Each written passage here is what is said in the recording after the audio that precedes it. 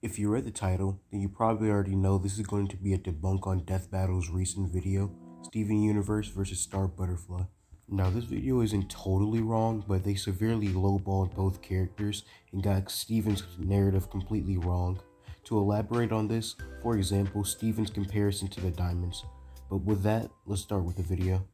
To start, I'm going to cover majority of the things they said wrong about Steven and introduce some Steven scaling. By the way, the calcs they use I'm not going to refer to because they're pretty wonky. She mastered her superpowered bug form while Steven never mastered Pink State. This is actually wrong. After his fight with the gems, he starts to speed up again and wants to get away from them. So he heads to Jasper's hideout, and after a while of convincing, Jasper begins to train Steven. And after only 3 days, Steven was able to use all of his abilities against Jasper when they fought, and was still able to use all of these abilities until he transformed into a corrupted gem. And against them alone, 843 million tenajoules, or about 2 tenatons of TNT, is certainly nothing to scoff at. But Star had spells that could destroy a whole planet. I have a lot to say about this. Now, if you don't know what 2 tenatons is converted to, it is small country level to country level. So what this is trying to say is basically Steven caps at this level of power. This is wrong on many reasons, but first let's talk about the cluster. As explained by Peridot, once the cluster forms, it will be the end of the Earth. As she continues to talk, she said it will destroy the planet and continue destroying other planets in its path. She then corrects Steven and tells him after the cluster formed, it will be even larger than the Earth. Now we have White Diamond, who is established as the strongest gem, and not even Yellow and Blue can compare to her, meaning she should scale above the cluster, or at least relative to the cluster. Now Steven comes into the equation 2 ways. For example, 14-year-old Pink Steven reflects White Diamond's attacks, even makes her scared, so you could say that should make him scale above White Diamond, putting him also above the cluster. Or you can use Peridot's statement saying that Corrupt Steven's power is stronger than the clusters, making Steven planetary in 2 ways. Not to mention, 16-year-old Pink Steven should also be stronger thanks to the fact there would be no way to assert that Corrupt Steven is stronger than Pink Steven. And Pink Steven has control over his diamond abilities and Corrupt Steven doesn't, meaning 16-year-old Steven should also be planetary. Now they briefly reference Steven's speed as being able to react to lasers, making him FTL. Now this is actually lowball to a degree.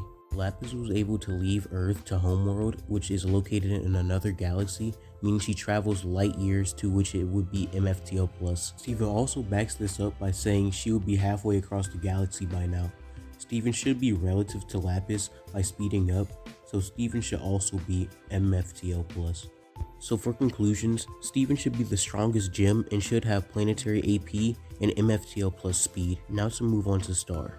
Her mother even said her wand could blow up a universe. Now they didn't say anything wrong per se, but Star shows way greater feats than this, so this would actually be lowball. Star was able to freeze the time across the entire multiverse, which is later stated to have damaged the concept of it. And I feel I should bring up that the universe is actually a multiverse, as stated in the Magic Guides. This is also backed up by Marco and Ponyhead's constant encounter of Ponyhead correcting Marco, telling him the universe is actually a multiverse. So with this, for example, they point out how Star's mom says that the wand can destroy the universe. This will actually mean the multiverse. Not to mention we have the feat of Star and Marco fusing the entire multiverse of infinite dimensions together after they froze time, which would be the literal embodiment of multiversal plus, which would be significantly affecting creating and or destroying an infinite number of space-time continuums. Star shows many feats that will put her on this level, like beating Toffee in her puberty state, and Toffee basically one-shots Omnitreus Prime, a being that embodies infinite universes. Now they poorly reference Star's speed, as they only talk about things like transportation magic, which would actually not be relevant. This is thanks to the fact that it's an activation ability, so if hypothetically, if Steven was faster, this ability would be pretty useless. Now for Star's actual speed, she should be anywhere from infinite speed to immeasurable, by her being able to fly to the past and future with raw speed. We also have Skywind with the wand, who shot a blast of energy to another universe to destroy it, and the universe's cosmology are stated to be infinitely distant from each other. So in conclusion, Star should be constantly multiversal plus, and should also be anywhere from infinite speed to immeasurable speed. Now I didn't cover everything for Star, but if y'all want a separate video talking about that, let me know. Now for the outcome, Star does win, but my post isn't really talking about that. It's mainly talking about the fact that they lowballed both characters, and I felt they could have represented both characters better. And as always, if you have a problem with the things I've said, my Discord is in the description, and we can have a debate or discussion about it. And thank you for watching the video. Peace.